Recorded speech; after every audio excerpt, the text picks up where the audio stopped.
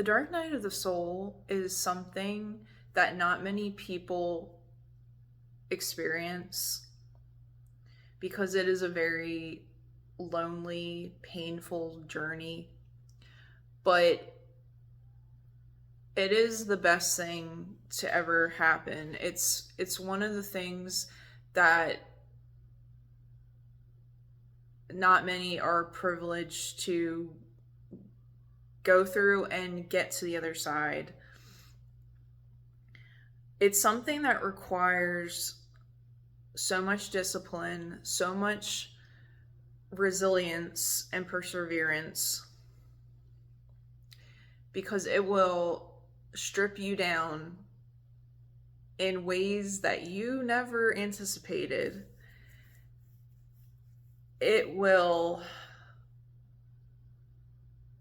completely strip you down to nothing.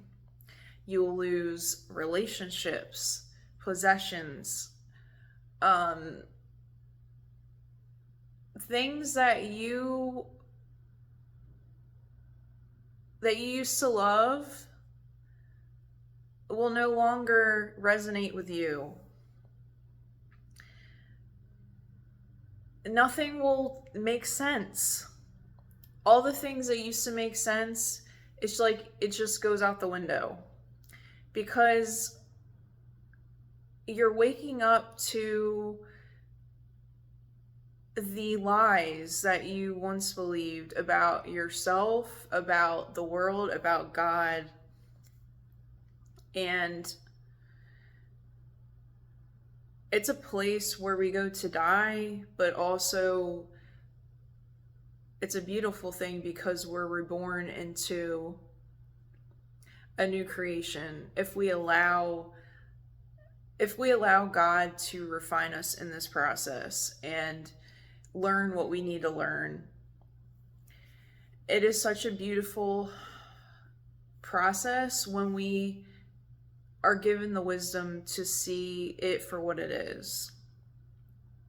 And a lot of times we can view it as something that is undesirable. It is, a place where we really want to throw in the towel because it is so unbearable sometimes. And it really pushes us to the limit. It shows us what we're capable of.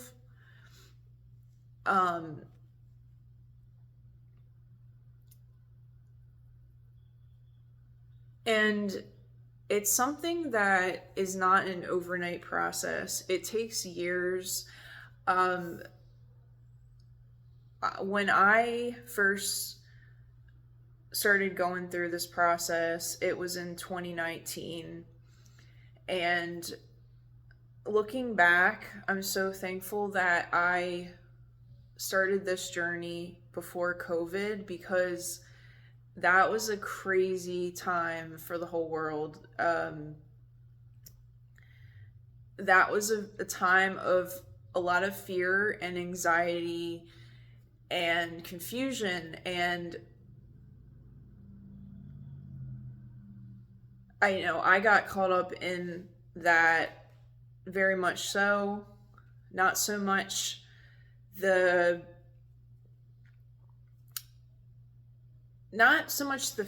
fear of having COVID, getting COVID.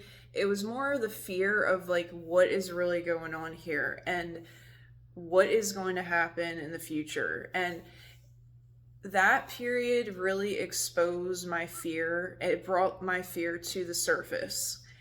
And since then, God has really been helping me to work through my fear and to get past a lot of those limiting thoughts that I've had that have kept me from progressing and getting to where I want to be. And you really have to sit in those uncomfortable feelings until you can really be honest with yourself and really address what is causing the fear. Why do I have fear about X, Y, or Z? And that's when you really can make progress and change. You start to change your mindset, your behavior, because it's not rooted in fear. You move into a place where it is based in faith rather than fear. And this is a process. This is a process that takes time, because it took a long time for us to develop a fear-based mindset. It a lot of times it starts in our childhood based on how we're raised and how we're taught to believe, and we're very impressionable at a young age with those kinds of things. So that's why the process of transformation is a long time, is because we have to undo all of those programs that no longer serve us. And God is very patient with us. He is very faithful, and he will be gentle with us and guide us along the way, and knows that this takes time. It's like the sanctification process is not an overnight thing. Our whole lives are a sanctification process, because we are humans. We are fallible, and we're constantly learning, we're constantly growing, and trying to do better. And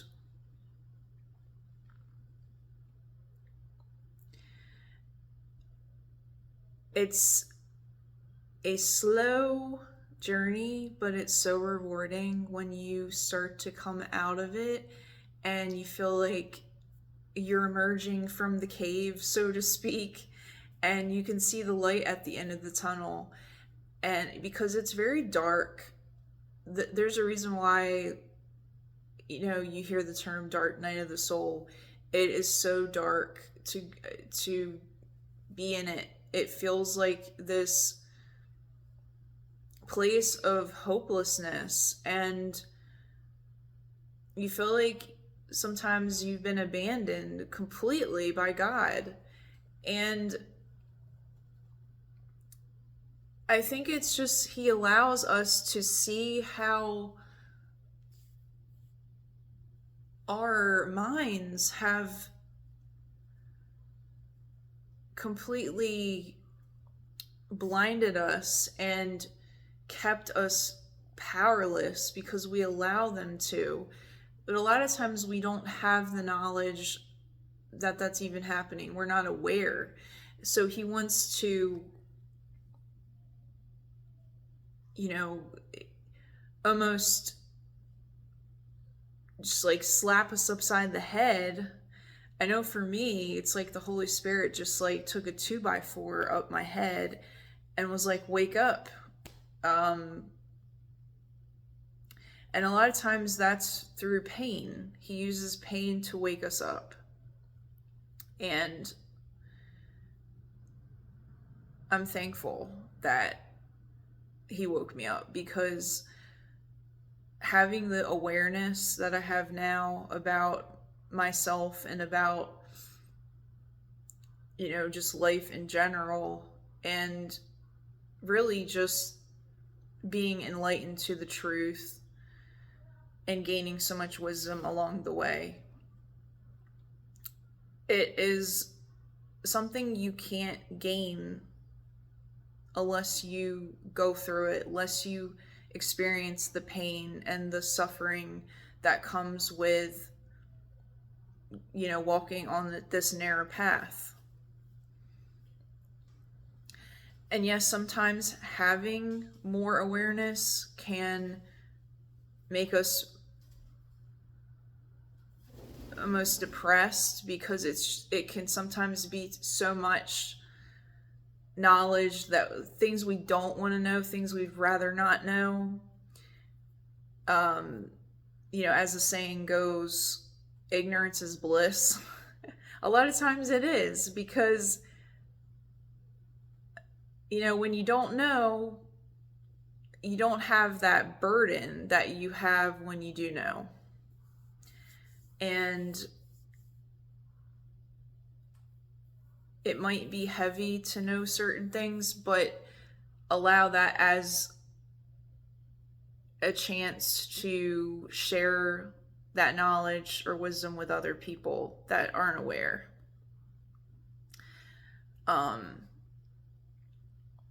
So the dark night of the soul is not for the faint of heart, but you just have to keep going. You have to allow the process to build you up.